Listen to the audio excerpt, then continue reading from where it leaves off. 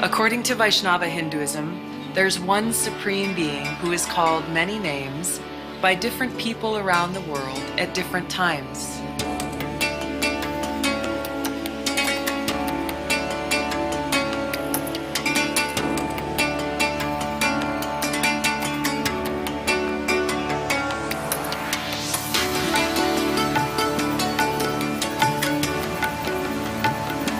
This is the message of Bhagavad Gita, of how we can achieve real harmony with others, no matter the different backgrounds we come from. Jai Shri Krishna.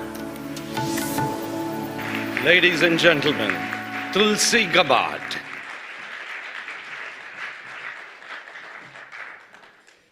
Namaste, aloha. It's wonderful to be here to join all of you this evening. And very pleased to welcome all of our visitors who've traveled from other parts of the world to come and join you for this conference and this important forum over the next few days. I'd like to say a special thank you to Ravi and Avdesh Agarwal for your invitation and allowing me to come and join you and welcome you here today. I just want to put it on the record that I've already placed a bid for a future World Hindu Economic Forum to be hosted in the state of Hawaii. All in favor, say aye. All right, I think we got it. I'm so proud and privileged to represent Hawaii in Congress. And for those of you who visited our state before, or if you've ever heard me speak, you will hear the word aloha.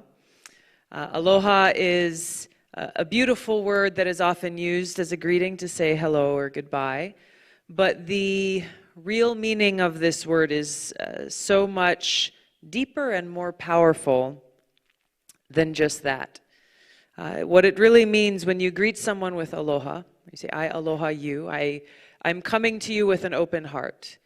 I'm coming to you with respect, with love, with a recognition that we are all part of one family, a recognition of our interconnectedness, a recognition that we are all eternal souls, all children of God.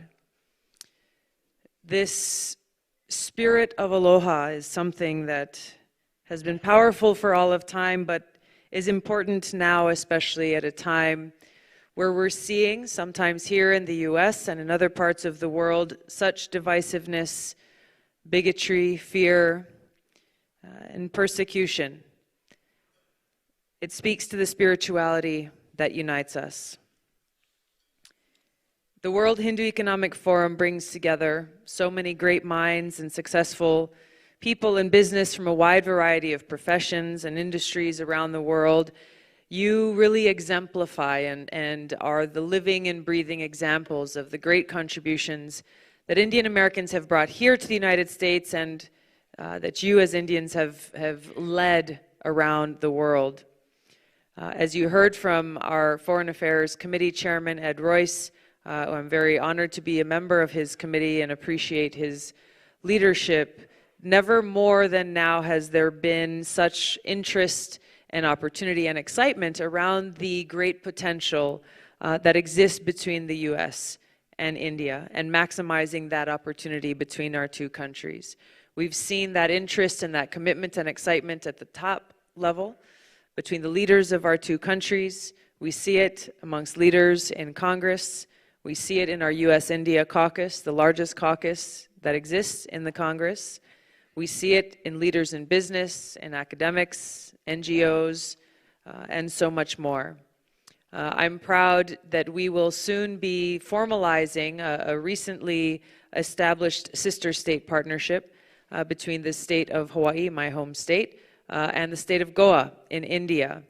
We will be having the announcement soon and look forward to being able to have a contingent coming to Hawaii from Goa and sending a contingent of leaders from Hawaii to Goa to see what further opportunities there are to build more bridges between our two states and our two countries. I had the great opportunity and privilege of visiting India for the first time a couple of years ago and so appreciated the very warm welcome that I received when I went there. First from Prime Minister Modi, who had invited me to come visit. You know, when he came to New York shortly after his election, and I had a chance to visit with him there, the first time I'd ever met him, one of the first questions was, when was the last time you came and visited India? And I said, I've never been. He said, you must come. And I did go just a few short months later. It was nearly a 3-week trip. We visited 7 different cities during those 3 weeks. It was very busy, but really incredible. I was touched and inspired by all of the people that I met, whether they were leaders in business, leaders in startups and entrepreneurs, college students, grade school students that we met, people doing great work at Akshay Patra, and so many others. It was incredible to see and feel the strength and vibrancy of the spirit that exists within the people in India.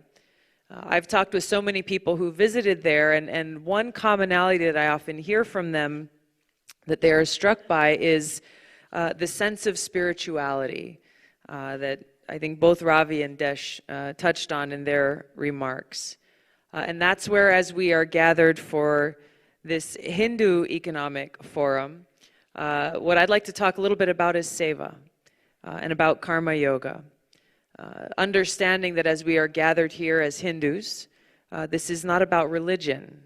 It is about spirituality. It's about love, compassion, respect for others, tolerance, humility, things that we find in each other no matter our race, no matter our faith, nationality, or any of the labels that unfortunately tend to divide people rather than bring people together.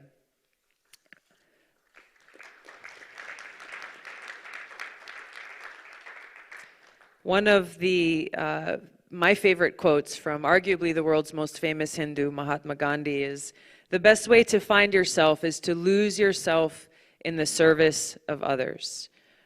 This is the heart of karma yoga.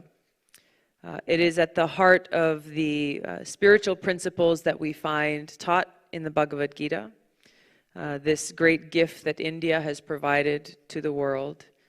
The words spoken by Lord Krishna to Arjuna.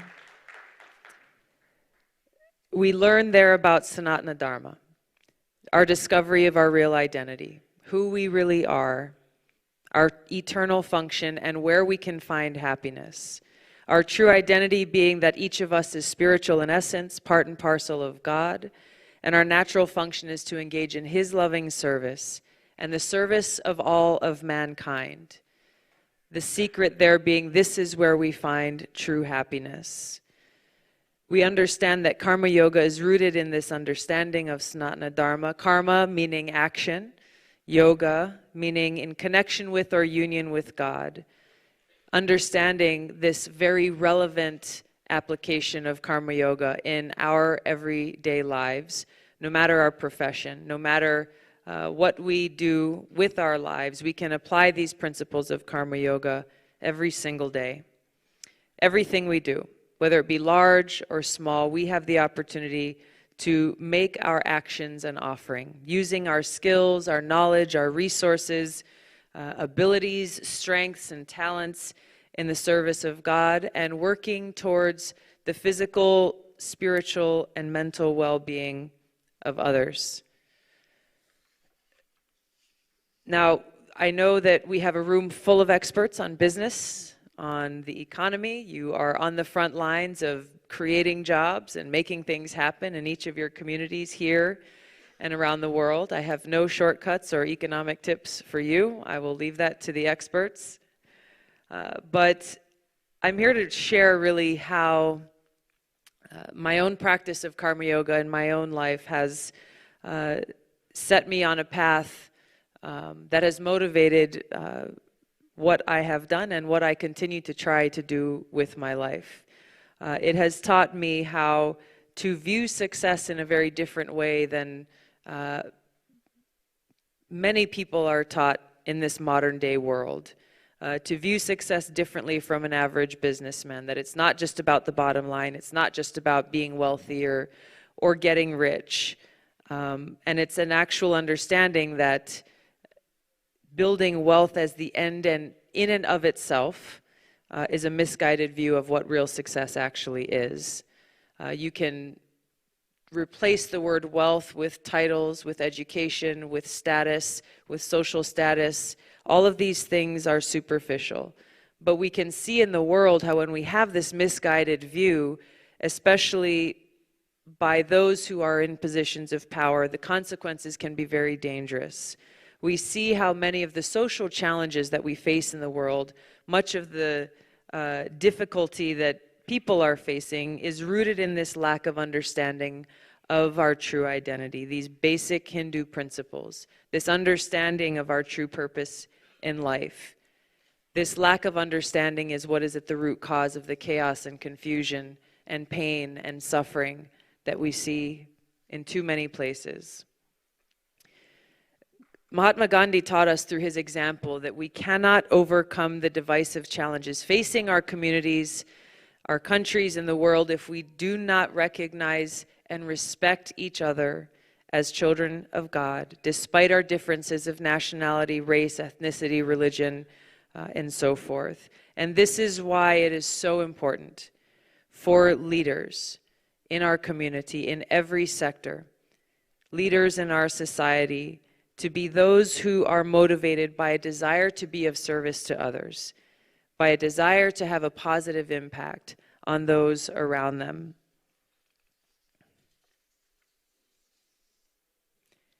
We have seen in too many examples that sometimes those who get into positions of power or who achieve material success forget who they are, why they're there, or the key to their success. The important thing here is for us to learn the principles of karma yoga, to understand the attitude of a karma yogi practitioner, to live to serve, not to be served, to put service before self. Leaders in business, for example, you have the opportunity to care for the well-being of your team. If you have CEOs who are willing to sacrifice the well-being of others, their team, or others for their own personal power or financial interest, then we see how society suffers.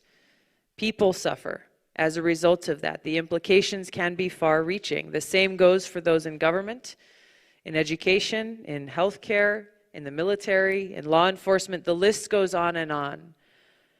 We cannot have a compassionate, peaceful, and prosperous society if the people themselves are greedy, selfish, angry, and envious. So this is the question that we must all ask ourselves. How can we, as individuals and collectively, contribute? How can we contribute to the development of a compassionate and caring society and world? And the answer is beautiful. The answer lies in karma yoga, in aloha, in respect, in love. The answer lies in the teachings that we find in the Bhagavad Gita. All of the actions that we take in our life, in and of themselves, are neutral. The action themselves are neutral. The motivation and the purpose of those actions is what turns those neutral actions into actions for good or actions for bad, actions in service to others or actions in service to ourselves. So if we apply these principles of karma yoga with aloha, treating others with respect, caring for them, then we can begin to solve some of the most challenging issues that we face in our everyday lives and issues that we face around the world. This is the key to true success, to achieving peace and true happiness. Thank you very much. Aloha. Jai Shri Krishna.